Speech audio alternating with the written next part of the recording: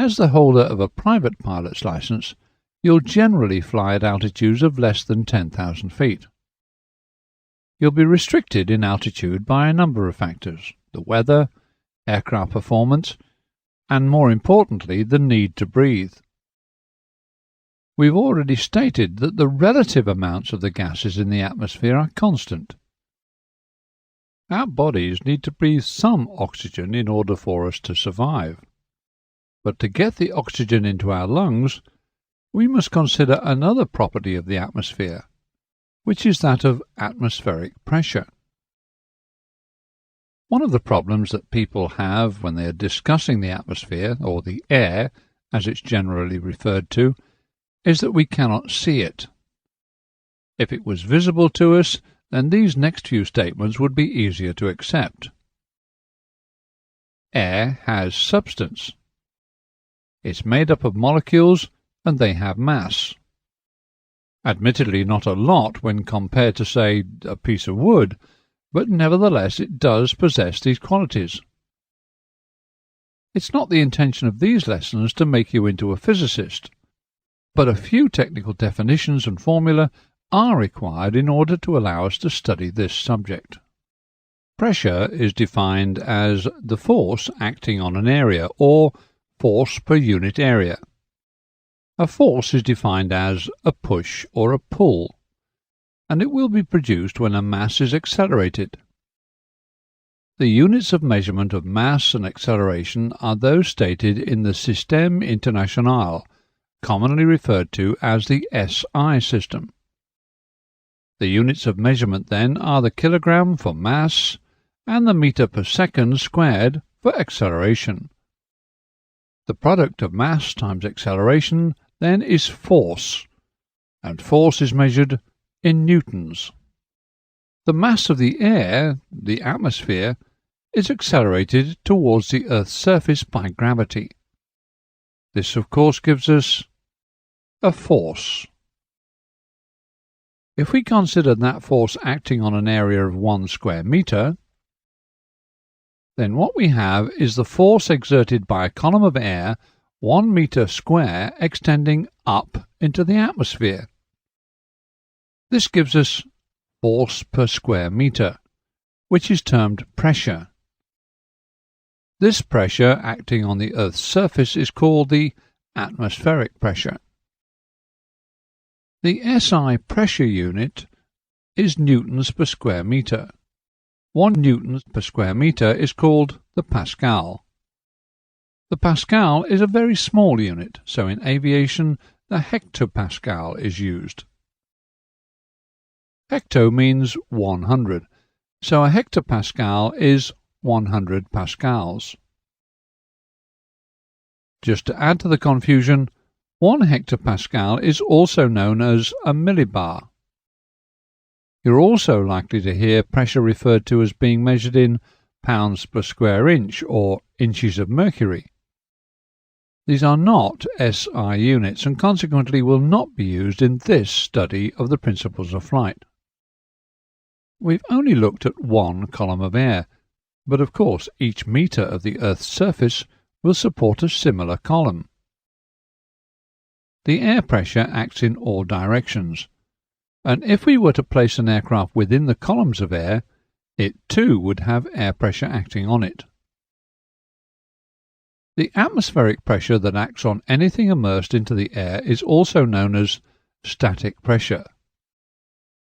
This is the term that will be commonly used in these principles of flight lessons. It was explained previously that the pressure in the atmosphere was due to gravity accelerating the mass of the air towards the Earth's surface. This will lead to an increase in the number of air molecules as we get nearer to the surface of the Earth. The larger the number of molecules in a substance, the greater its mass. This means that the pressure is not constant as we move away from the surface of the Earth. So, static pressure reduces with altitude. It's for this reason that breathing is difficult at altitude, there being less pressure to force oxygen into our lungs. It will also reduce the flow of oxygen into an internal combustion engine, which is propelling an aircraft through the air. This fact requires us to consider the question of how many molecules are there in certain levels of the atmosphere. This property is known as air density. Density is defined as the amount of a mass of a substance in a known volume of that substance. This is technically stated as mass per unit volume. With regard to the air, we specify the volume as being 1 cubic meter. This gives the SI unit of density as being the kilogram per cubic meter. Similarly to pressure, density also reduces with altitude. The density of the air is also affected by its temperature. An increase in air temperature tends to reduce the density of the air, and a reduction in temperature will increase its density. Earlier we stated that both pressure and temperature reduce with an increase in altitude.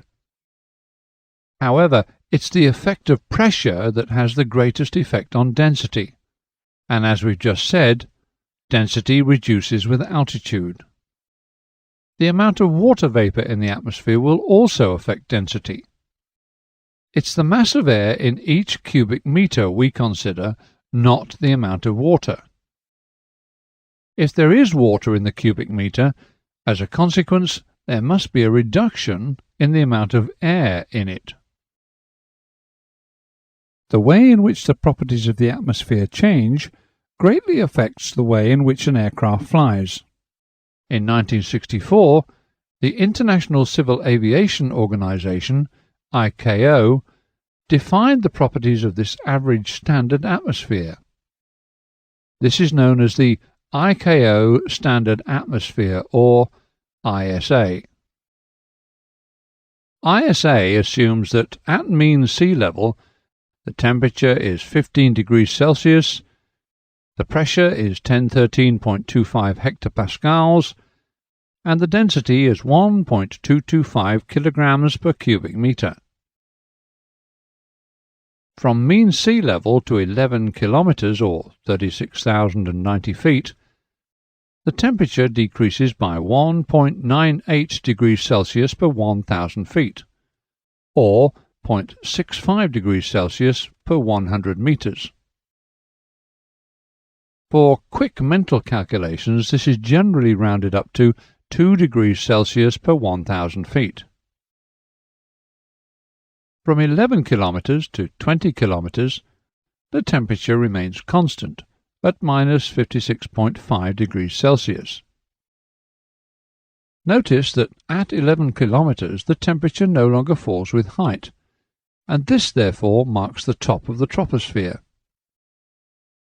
You may recall that we called this point the tropopause.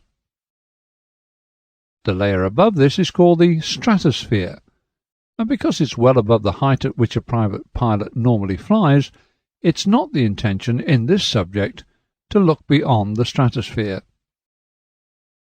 The meteorology lessons in this series of CD-ROMs will, however, cover in detail the changes which occur in the atmosphere above these layers. This concludes the lesson on the atmosphere. ISA is only one of several types of standard atmosphere, but it is the most recognized, and the one we shall refer to during the following lessons. It must be stressed, however, that ISA does not refer to the actual atmospheric conditions of the day.